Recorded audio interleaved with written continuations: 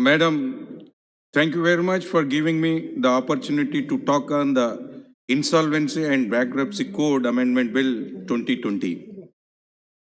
On behalf of TRS party, the state of Telangana, I fully agree with the objects and reasons.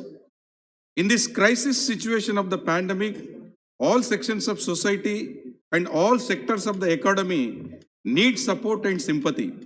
There is a greater responsibility on the central government to create the atmosphere for economic activities to continue and pick up as far as possible and support them to the extent possible in this difficult moment. I am sure the IBC amendment bill will help the companies to keep alive, to run the companies well. To revive and support economic activities, all-round efforts are needed by the central government in the interest of the nation. In this hour of crisis, the central government must make all efforts and support institutions and state governments to minimize the distress of the people. The measures to assist states may be in several ways: financial, legal, infrastructure building, restoration of connectivity and communications, support to industries, agriculture, service sector, and business, etc. These will further generate employments to the benefits of the people in the states and as well in the nation. The state of Telangana, under the able leadership of our inspirational Chief Minister, Kalvakuntla Chandrasekhar Rao ji, the revival efforts in the state are picking up in the revolutionary basis.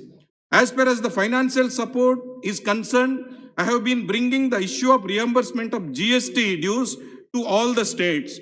At this stage, when the state is trying hard to revive all the sectors of the economy and launch all-round welfare measures for the welfare of the people of the state, financial support from the central government is important and urgently required.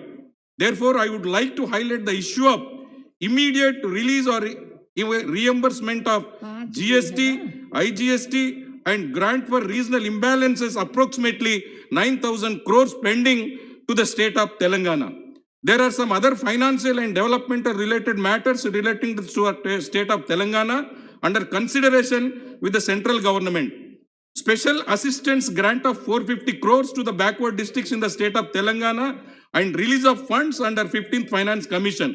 All these financial matters relating to disbursement to the state of Telangana are crucial from the point of view of revival of the economy, creation of employment opportunities, and the welfare of the people of state of Telangana. Thank you very much, ma'am. Srimati